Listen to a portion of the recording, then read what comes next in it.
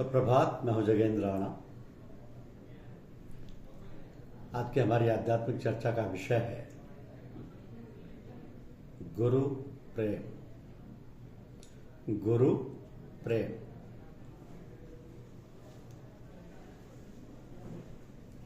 एक साधक को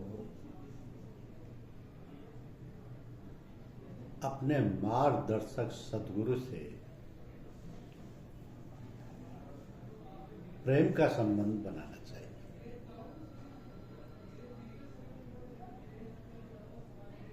क्योंकि सद्गुरु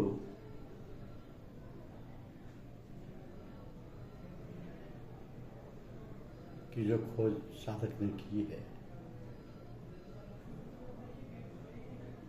वो अंत तक उस साधक का मार्गदर्शन करे। तो ये जो साधना ये गुरु प्रेम पर आधारित है। लेकिन इस गुरु प्रेम में हमारी सबसे बड़ी बाधा है हमारा अहम, जो कि हमको गुरु से प्रेम का रिश्ता बनाने में भटकाव पैदा करता है। गुरु प्रेम की अग्नि में ही सारे भौतिक विकार भस्म होते हैं। अंत में केवल प्रियतम से मिलने की इच्छा ही रह जाती है। अनेक से एक पर आना ही साधना का उद्देश्य है, और वो एक है सद्गुरु, जिसे पूर्ण समर्पण करने पर ही हम आध्यात्मिक मंजिलों को पार कर सकते हैं। यदि गुरु के प्रति प्रेम सांसारिक कामनाओं से रहित, निश्चल व पवित्र है तो प्रेम की घाटी को आसानी से पार किया जा सकता है। अब ज्ञान की घाटी को पार करना। ज्ञान का अर्थ पुस्तकीय ज्ञान या दूसरों के अनुभवों से प्राप्त ज्ञान नहीं। गुरु से प्राप्त ज्ञान के प्रकाश में यहां उसे सत्य की एक हल्की झलक का आभास होता है। उस दिव्य सत्य का प्रकाश उसके हृदय में प्रवेश करता है और उसे अब अपना लक्ष्य साफ दिखाई पड़ने लगता है। उसे आभास होने लगता है कि अब वह अपने प्रियतम से अधिक दूर नहीं है। तो सत्य के प्रकाश में उसे वास्तविक ज्ञान प्राप्त होता है। अब माया के बादल छटने लगते हैं। उसे अब संसार की क्षण भंगुरता व प्रत्येक वस्तु की नाशवान प्रकृति स्पष्ट रूप से समझ में आ जाती है। अब वो वैराग्य की घाटी में प्रवेश करता है, जहां उसकी सारी सांसारिक इच्छाएं व कामनाएं नष्ट हो जाती हैं। अब उसे यह अनुभव होने लगता है कि सारे ब्रह्मांड के अस्तित्व में, चाहे वह जीवित या निर्जीव हो, आंतरिक या बाह्य हो,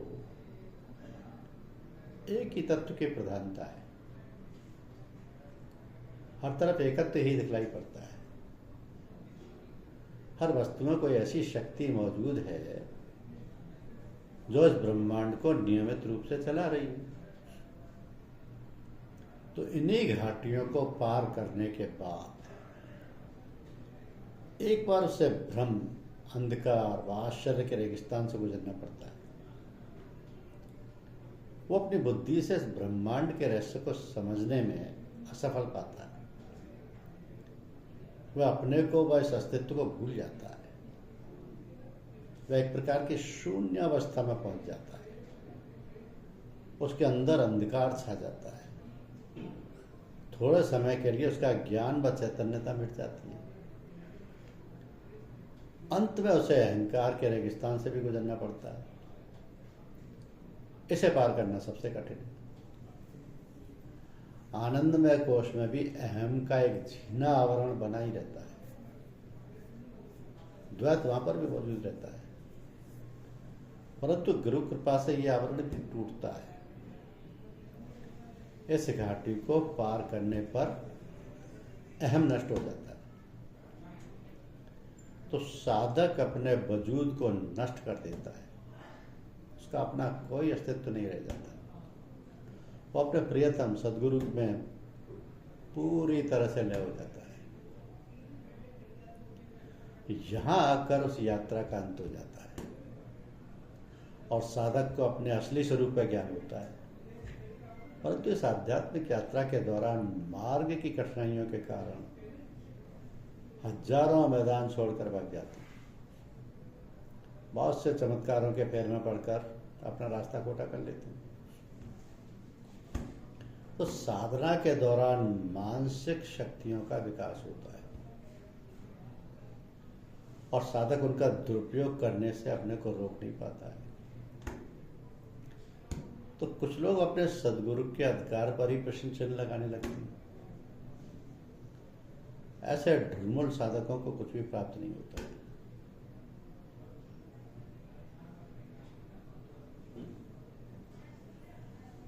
साधक को जानना होता है कि शाश्वत सत्य क्या है। ईश्वर ने भी मनुष्य को अपने ही स्वरूप में बनाया। तुलसीदास जी ने कहा कि ईश्वर अंश जीव अविनाशी। मनुष्य में ईश्वरीय गुण मौजूद हैं, परंतु उसने अपने वास्तविक स्वरूप को भुला दिया है। निर्माण के समय जो ईश्वरीय गुण उसमें थे वे भी धीरे धीरे नष्ट होते गए। चाहे हम कोई भी नाम दें, हमारी व्यक्तिगत चेतना विश्व चेतना का ही भाग है। तो समय बीतने के साथ माया मनुष्य पर हावी हो गई और वह पूरी तरह शैतान के अधिकार में चला गया। वो ईश्वर के साथ अपने संबंध को पूरी तरह से भूल गया और इस प्रकार उसका असली स्वरूप खो गया। उसके अंदर के दैवी प्रकाश को अंधकार व अज्ञान ने ढक लिया। ईश्वरीय गुणों का स्थान लोभ, राग, द्वेष, मोह, क्रोध आदि दुर्गुणों ने ले लिया। तो तुम्हें अज्ञान और अंधकार के घेरे से बाहर निकलकर यह जानना होगा कि तुम कौन हो, तुम्हारा असली रूप क्या है। जिस दिन तुम अपने असली स्वरूप को पालोगे, अपनी खोई हुई पहचान को फिर से जान लोगे, अपनी पवित्र आत्मा के प्रकाश को देखोगे, उसी दिन अपने को शाश्वत सत्य के सामने पाओगे। तो सभी संतों ने एक ही बात कही है, नवोदय से अपने आप को पहचान। ऐसा व्यक्ति जिसने कि अपने असली स्वरूप को पहचान लिया, संसार में लोगों के बीच में रहकर कैसे अपना जीवन व्यतीत करता है। ऐसे व्यक्ति का पूरी तरह से रूपांतरण हो चुका होता है। उसके आचरण, वाणी, व्यवहार और सोच में विशेष अंतर मालूम पड़ेगा। और निर्लिप्त भाव से सांसारिक उत्तरदायित्वों को इस प्रकार पूरा करेगा मानो वो ईश्वर की आज्ञा हो।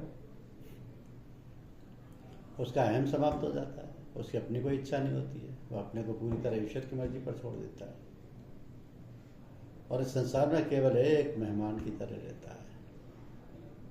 वो सदैव ईश्वरीय आनंद में डूबा रहता है और परम चैतन्य सत्ता की उपस्थिति प्रत्येक वस्तु में अनुभव करता है। तो शाश्वत सत्य को जानना पूर्ण रूप से एक व्यक्तिगत अनुभव है। आपके लिए यह अनुभव कोई दूसरा नहीं कर सकता, आपको स्वयं इसका अनुभव करना होगा। शाश्वत सत्य को भौतिक रूप से नहीं देखा जा सकता है, क्योंकि ये बुद्धि से परे की वस्तु है।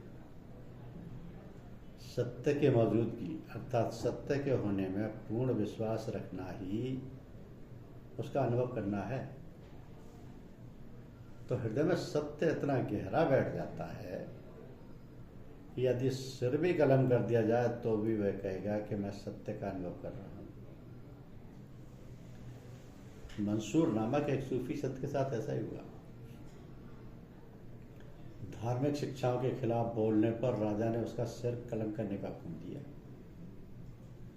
जब उसका सिर जीने की सीढ़ियों से नीचे लुढ़क रहा था तो भी उसके मुंह से शब्द निकल रहे थे अनलहक मैं ही सत्य हूँ, अनलहक मैं ही सत्य हूँ। तो शाश्वत सत्य के अनुभव के लिए तुम्हें अपनी गहरी नींद से बाहर आना होगा। जन्म जन्मांतर से हम सोते ही चले आ रहे हैं, तुम्हें जागना होगा। तुम्हें अपने असली स्वरूप के प्रति जागरूक होना पड़ेगा। अपनी सोई चेतना को जगाना ही मुख्य बात है। एक कहानी सुनी थी कि एक शिष्य अपने सतगुरु के पास गया और कहा, क्या आप मुझे ज्ञान का केवल एक शब्द बता सकते हो जो जीवन भर मुझे रास्ता दिखा सके। उस दिन सतगुरु का मौन दिवस था। उन्होंने एक कापी उठाकर उस पर एक शब्द लिखा, जागो, अवेयरनेस, लिख दिया। शिष्य ने कहा, यह इतना संक्षिप्त है कि समझा नहीं जा सकता है, कृपया कुछ विस्तार से बताइए। सतगुरु ने फिर लिखा, जागो जागो जागो, अवेयरनेस अवेयरनेस अवेयरनेस। शिष्य ने कहा, ठीक है, परंतु इसका मतलब क्या है।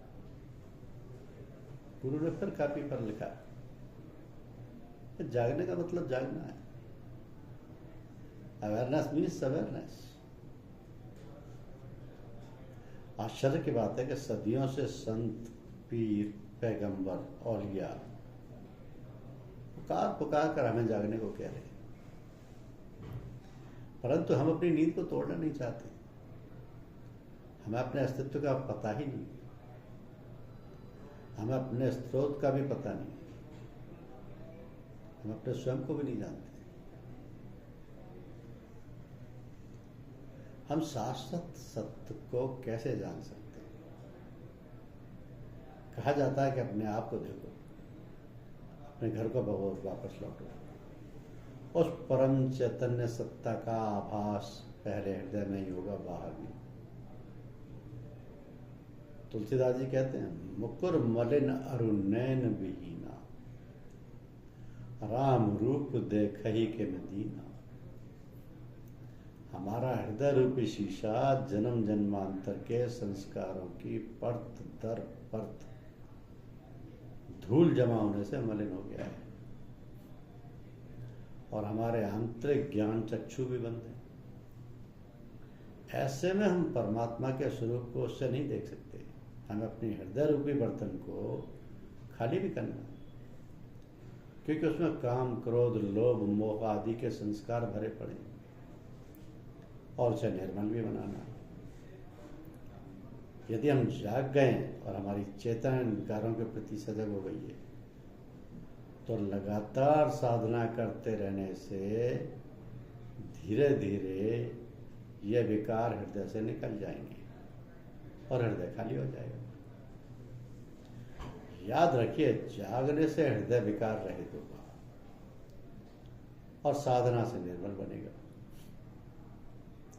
तभी हृदय में गुरु कृपा उतरेगी। तो गुरु कृपा बगैर तुम कहीं के भी नहीं हो। यदि तुमने अपने हृदय को गुरु कृपा के लिए विकार रहित व निर्मल नहीं किया, तो तुम्हारी यह आध्यात्मिक यात्रा कई जन्मों तक चल सकती है। कहते हैं कि जन्म जन्म मुनि यतन कराई, अंतराम कहीं आवत नाई। यदि हमने हृदय में गुरु कृपा के प्रवेश की तैयारी उसे खाली करके मन निर्मल बना के कर ली है, तो शाश्वत सत्य के हम बहुत नजदीक पहुंच गए हैं। भेदी रीना साथ कर दीनी वस्तु लिखा है। भेदी यानी सतगुरु,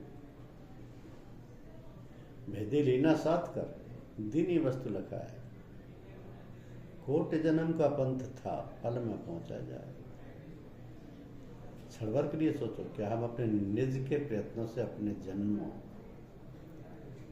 जन्मों से सोई चेतना को जागृत अवस्था में ला सकते हैं? क्या हम बगैर सतगुरु द्वारा मार्ग निर्देशन के साधना में सफलता पा सकते हैं? हाँ ये संभव है, परंतु हम बहुत सीमित समय के लिए कुछ दूर तक ही आगे जा सकते हैं। बहुत जल्दी हम फिर सांसारिक प्रलोभनों में फंस जाएंगे और मायावी जाल में बंध जाएंगे, क्योंकि हमारा कोई रक्षक हमारे साथ नहीं होगा। हमारी आध्यात्मिक यात्रा बगैर सतगुरु के अधूरी रह जाएगी। इसलिए सूफी साधना पद्धति और संत मत में एक प्रबुद्ध आत्मा अर्थात सतगुरु की आवश्यकता पर बल दिया गया है। सतगुरु ऐसा होना चाहिए जो अपनी तवज्जो आत्मशक्ति या शक्तिपात से आपके हृदय को बदलने की क्षमता रखता हो, जिसने लौकिक व पारलौकिक इच्छाओं से निजात पा ली है, जिसने मानवीय विकारों को दूर कर अपने आंतरिक हृदय को निर्मल बना दिया है, जिसके हृदय व मस्तिष्क में ईश्वरीय प्रकाश जगमगा रहा है और जिसकी आंखों ने संसार से मुंह मोड़ लिया है, ऐसा व्यक्ति ही सत्य को जानने वाला है। धन्यवाद।